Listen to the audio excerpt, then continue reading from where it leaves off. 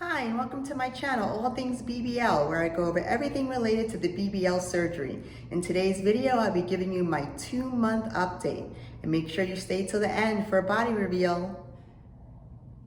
I had my surgery with Dr. Jonathan Fisher in Miami, Florida, and I had my surgery on May 25th, 2021. Going into surgery, I was 166 pounds. My hips butt measured 35 inches.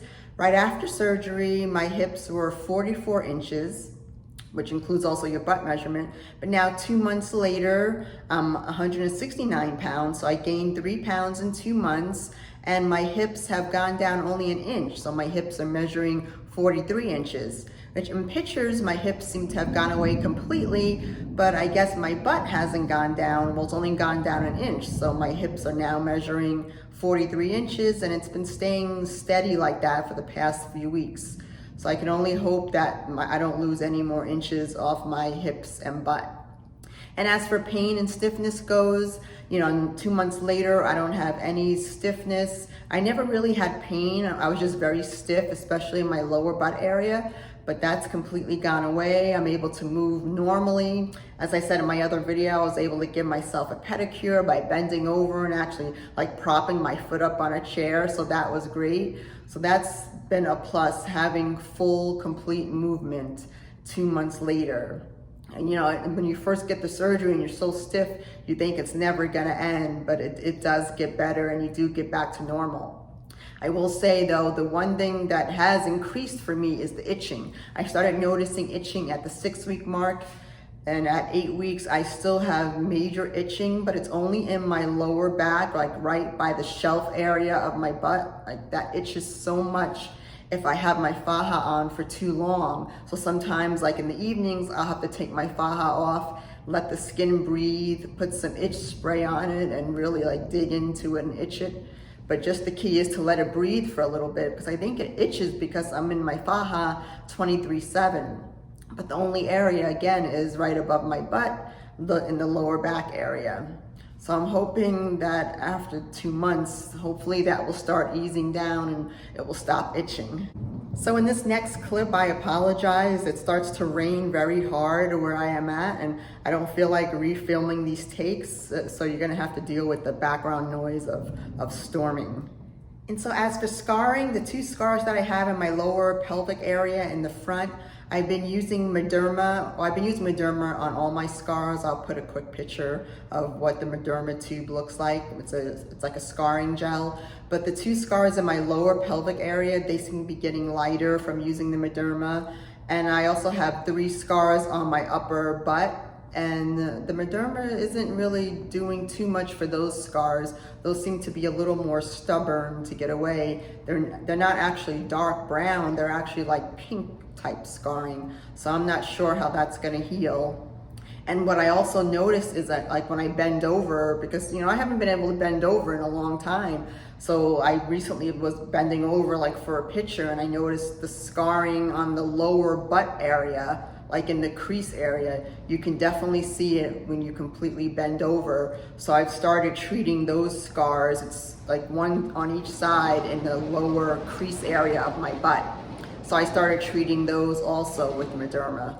So hopefully, on the package of the Mederma, it says for new scars, it takes up to like 4 to 6 weeks for the scarring to really heal.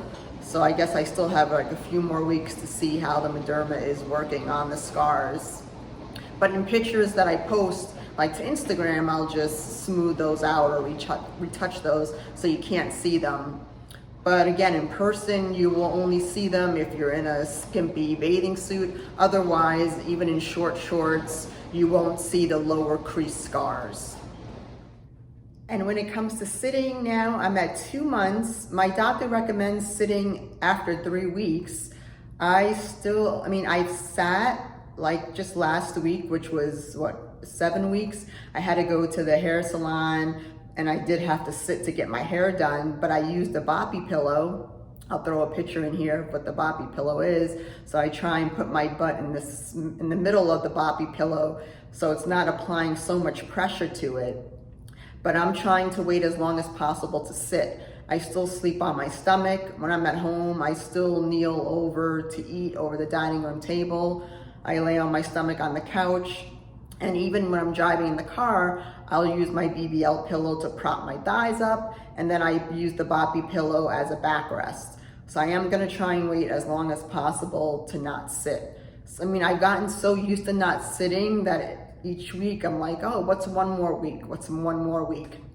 And I was watching another girl's YouTube vlog. She said she actually waited 4 months to not sit. So once I heard that, I'm like, I wanna see if I can try and wait that long to not sit. So far, the only time I sat was to get my hair done, but I used the boppy pillow. And every now and again in the house, I'll try and sit for 5 minutes on the boppy pillow, but it just doesn't feel comfortable yet. I don't feel comfortable sitting, so I'm just not gonna sit. So when it comes to massages, 2 months later, I have been getting massages weekly since I've gotten back from Miami. My massages have been $125, plus I leave a 15% tip. So they're pretty pricey, which is why I only get them once a week. And so now at the 8-week mark, 2 months, I just had my massage yesterday, and I think I'm gonna stop going to get massages. They mentioned that I don't have any more hard spots and that everything is pretty much healing fine. So I'm gonna give the massages a break for now, and I'm just gonna self-massage using the rolling pin that I bought. I just roll it up and down on my front stomach area and my sides and my back.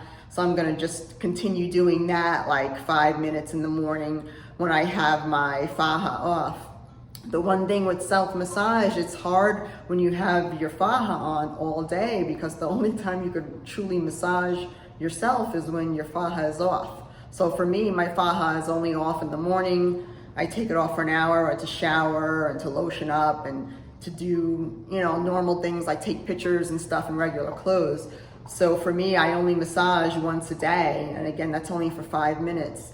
But we'll see how that goes like for the next 4 weeks. And if I start getting any hard spots again, or if the swelling comes back, then I'll go back to the professional massage place. But again, they said everything looks fine, and I think the rolling pin and doing it myself will help. And one more thing to add with the massages, when I was in Miami and I had massages, I had 5 massages included in my package with Dr. Fisher, so I went 5 consecutive days straight. And those massages, I believe, were maybe 30 to 40 minutes, and they just used, their hands for the whole time.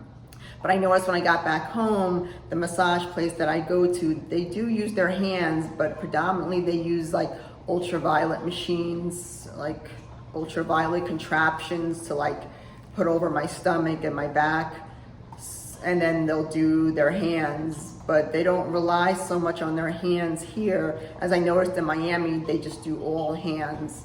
I don't know if that makes a difference, but the massage person that I went to back home said the ultraviolet is helpful because it breaks up any scar tissue and it relieves the swelling better than someone's hands pushing down on it can.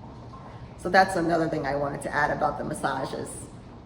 So now let's talk faja. The faja is no longer my best friend. After 2 months, I've been in my faja 23/7. The faja to me is a very annoying item to wear.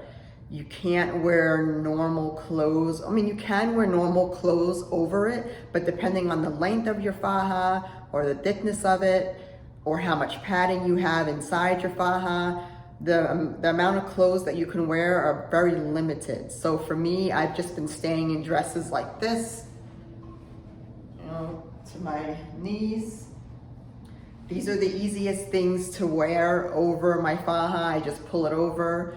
So I've been living in dresses. I actually got this dress from CVS for only $10.99. So I loaded up on these type of, stretchy in the waist material type dresses, and they come down to my knees so my faja doesn't show.